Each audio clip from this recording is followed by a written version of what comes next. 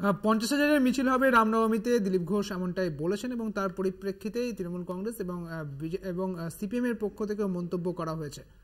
এবং সেই সঙ্গে আপনাদের জানিয়ে রাখি যে রামনবমীর যে অনুষ্ঠান, সেই অনুষ্ঠানের অনুমতি দিয়েছে যাদবপুর বিশ্ববিদ্যালয় এবং যাদবপুর বিশ্ববিদ্যালয়ের পক্ষ থেকে এই রামনবমীর যে অনুষ্ঠান, সেই অনুষ্ঠানের অনুমতি দেওয়া হয়েছে।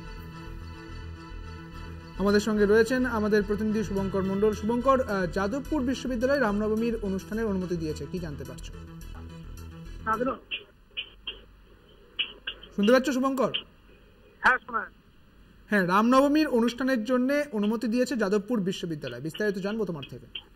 একেবারেই দেখো, যাদবপুর বিশ্ববিদ্যালয় কর্তৃপক্ষ রামনবমীর অনুষ্ঠানের জন্য, আগামীকালে অনুষ্ঠানের জন্য 26 জন বিভিন্ন বিভাগের পড়ুয়া তারা আবেদন করেছিল এবং সেই আবেদনের সাড়া দিয়ে সেই অনুমতি কিন্তু দিয়েছে। এবং সেখানে সেই 26 জন পড়ুয়া যে চিঠি কর্তৃপক্ষকে দিয়েছিল, সেখানে তারা স্পষ্ট জানিয়েছে, একেবারে বাংলা লিখে, যাকে বলে গোদা বাংলায় তারা কিন্তু লিখেছে যে কোন রকম ধর্মীয় পদযাত্রা বা শোভাযাত্রা তারা করবেন না। শুধু তাই নয়, একই সঙ্গে তারা কিন্তু জানিয়েছেন কোনো গান চালাবেন না, এমনকি কোনো বহিরাগত ক্যাম্পাসের ভেতরে আসবে না বলেও জানানো হয়েছে স্পষ্ট। ফলত সেদিক থেকে জানিয়েই কিন্তু এই অনুমতি দেওয়া হয়েছে। এবং তোমরা জানিয়ে রাখি যে রামনবমীর ছুটি কিন্তু সমস্ত শিক্ষা প্রতিষ্ঠানে আগামীকাল থাকছে।